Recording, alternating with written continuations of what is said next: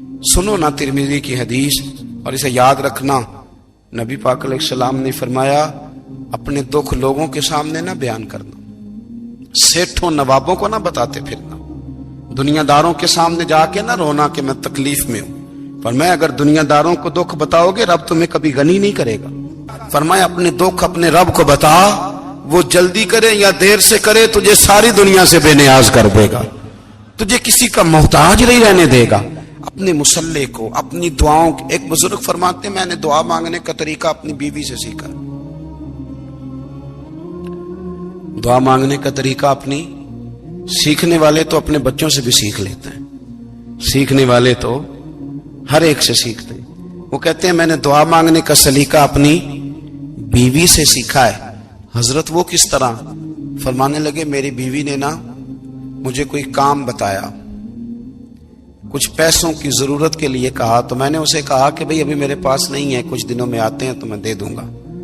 عورتوں کی عادت ہوتی ہے وہ بار بار یاد کراتی ہیں، 2-4 دنوں کے بعد پھر اس نے کہا حضرت وہ میں نے کہا تھا کچھ پیسے، میں نے اسے کہا کہ ابھی میرے پاس نہیں ہے، کچھ دنوں میں ملتے ہیں تو میں تمہیں دے دوں گا۔ اس نے کچھ دنوں کے بعد پھر کہا حضور وہ میں نے کچھ پیسے کہے تھے۔ فرماتے میں نے ڈانٹ دیا، میں نے کہا کہ کیا تو روز مجھے شرمندہ کرتی ہے، کہا نا میرے پاس نہیں ہے، ہوں گے تو دے دوں گا، تو روز یاد کراتی ہے۔ فرماتے ہیں اس نے پہلے تو میری ڈانٹ کو سہا، پھر میرے سخت جملوں نے اس کی آنکھوں میں آنسو پیدا کر دیے، پھر اس نے اپنے آنچل میں اپنے اس دکھ کو سمیٹا، اور پھر اس نے ایک جملہ کہا تو میں رو پڑا، اور مجھے اپنے رب سے مانگنے کا طریقہ آ گیا۔ مجھے کہنے لگی حضرت جی آپ نے ڈانٹ دیا، میں نے سہ لیا، پر آپ ہی میرے شوہر ہیں، بتائیں نا آپ سے نہ کہوں تو میں کس سے جا کے کہوں۔ فرماتے ہیں میں رو پڑا، اور میں کھل کے رویا، اور میں تڑپ کے رویا، اور پھر میری سسکیاں بند گئیں۔ تو مجھے کہنے لگی آپ کو کیا ہوا؟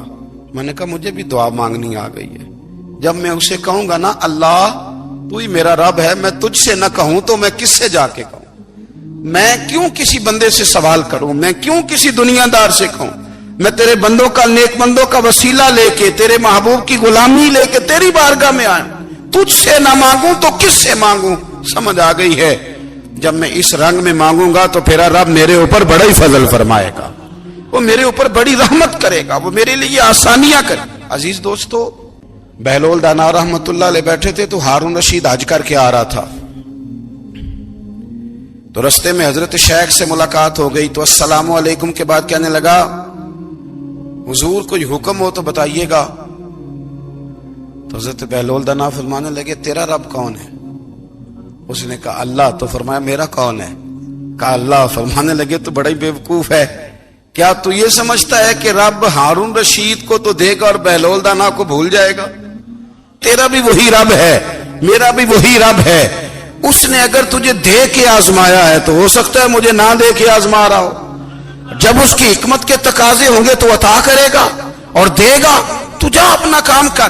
بھائی اپنی روحانی زندگی، اپنی عبادات، اپنے وظائف، اپنے روزمرہ کے معاملات، اپنی دعائیں، اپنا استغفار، دنیا میں اتنا مشکل معاملہ ہے، آخرت میں مجھے بتائیے گا کتنا مشکل معاملہ ہوگا۔ میرے نبی پاک صلی اللہ تعالی علیہ وسلم نے فرمایا جو لوگ سورہ ملک پڑھا کرتے تھے نا، سورہ ملک، یہ سورت ملک قیامت میں ان کی سفارش کرے گی، اور اس طرح کرے گی کہ کہے گی اے اللہ یہاں اس بندے کو جنت میں داخل کر دے یا مجھے قرآن پاک سے علیحدہ کر دے۔ تو رب فرمائے گا جا اس کا دامن تھام کے اسے جنت تک پہنچایا۔ آپ بات کو سمجھیں، جب آپ کے تعلقات اپنے معاملات کے ساتھ مضبوط ہوں گے، یہ نبی کریم نے وعدہ کیا ہے کہ تو سورت واقعہ پڑھ تیرے گھر میں فاقہ نہیں آئے گا۔ حضرت عبداللہ ابن مسعود رضی اللہ تعالیٰ عنہ بیمار تھے تو حضرت عثمان غنی رضی اللہ تعالیٰ عنہ تیمارداری کے لیے تشریف لے گئے، اور جا کر کے کہا کہ آپ بڑے بیمار ہیں، آپ کی بیٹیاں زیادہ ہیں، میں چاہتا ہوں کہ خزانے میں سے کچھ مدد کروں۔ تو سیدنا عبداللہ ابن مسعود رضی اللہ تعالیٰ عنہ اٹھ کے بیٹھ گئے اور کہنے لگے امیر المومنین اللہ آپ کو میری طرف سے، میری بیٹیوں کی طرف سے بہتر صلہ دے، میری بیٹیوں کو کسی خزانے کی ضرورت نہیں، میں نے انہیں خزانہ دے دیا ہے۔ کہا جناب آپ نے کون سا خزانہ دیا ہے، میں آپ کے مالی معاملات کو جانتا ہوں۔ تو فرمانے لگی امیر المومنین میرے نبی کریم نے فرمایا ہے جو سورت واقعہ پڑھے اسے کبھی فاقہ نہیں آتا، میں نے بیٹیوں کو یاد کرا دی ہے، یہ خزانہ میں نے انہیں دے دیا ہے۔ وہ سارے والدین سنیں جو بیٹیوں کے لیے پریشان رہتے ہیں۔ حضرت عبداللہ ابن مسعود نصیحت کر رہے ہیں، فرمانے لگے میں نے سورۃ واقعہ یاد بھی کرا دی ہے، پڑھنے کی عادت بھی ڈال دی ہے۔ حضور نے فرمایا ہے جو سورۃ واقعہ پڑھے اسے فاقہ نہیں آتا۔ کہنے لگے چاند تو اپنی جگہ چھوڑ سکتا ہے، سورج گر سکتا ہے، تارے ٹوٹ سکتے ہیں، پر مدینے والے رسول کی بات غلط نہیں ہو سکتی۔ حضور نے فرمایا فاقہ نہیں آئے گا تو انشاءاللہ کبھی بھی نہیں آئے گا۔ کرنے کا کام یہ ہے۔ حضور نے فرمایا جو فرض نماز کے بعد دعا مانگے اللہ اس کی قبول کر لیتا ہے۔ نبی پاک صلی اللہ تعالی علیہ وسلم نے فرمایا اللہ مسافر کی دعا قبول فرماتا ہے۔ حضور نے فرمایا اللہ مظلوم کی دعا قبول فرماتا ہے۔ حضور نے فرمایا بیمار سے دعا کراؤ اللہ اس کی دعا قبول فرماتا ہے۔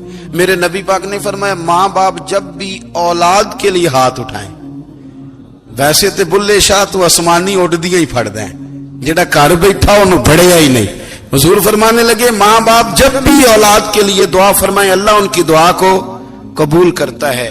آپ اپنا تعلق بنائیں، دعا کے ساتھ، عبادت کے ساتھ، مصلی کے ساتھ رشتہ بنائیں، استغفار پڑھیں۔ صلاح الدین ایوبی صلیبی جنگوں میں تھے، رات کو مسجد اقصی میں نماز پڑھی تو پریشان تھے۔ ایک بزرگ سے ملاقات ہوئی تو وہ کہنے لگے کہ آپ بڑے پریشان ہیں۔ کہنے لگے حضور پریشان اس لیے ہوں کہ پہلے ہی مسلمان کمزور ہے، اب میں نے سنا ہے دشمن کا ایک بحری بیڑا وہ جنگی سامان سے بھرا ہوا آ رہا ہے، تو اب ان کے پاس اور تلواریں اور نیزے آ جائیں گے، مسلمانوں کے پاس پہلے ہی وسائل کی کمی ہے، پریشان ہو کس طرح کر کے مقابلہ کریں گے۔ یہ بات کہتے ہی صلاح الدین ایوبی نے بزرگوں سے کہا حضور آپ بھی دعا کرنا، دعا کی بڑی طاقت ہے۔ میرے نبی پاک نے فرمایا دعا مومن کا ہتھیار ہے، دعا مومن کا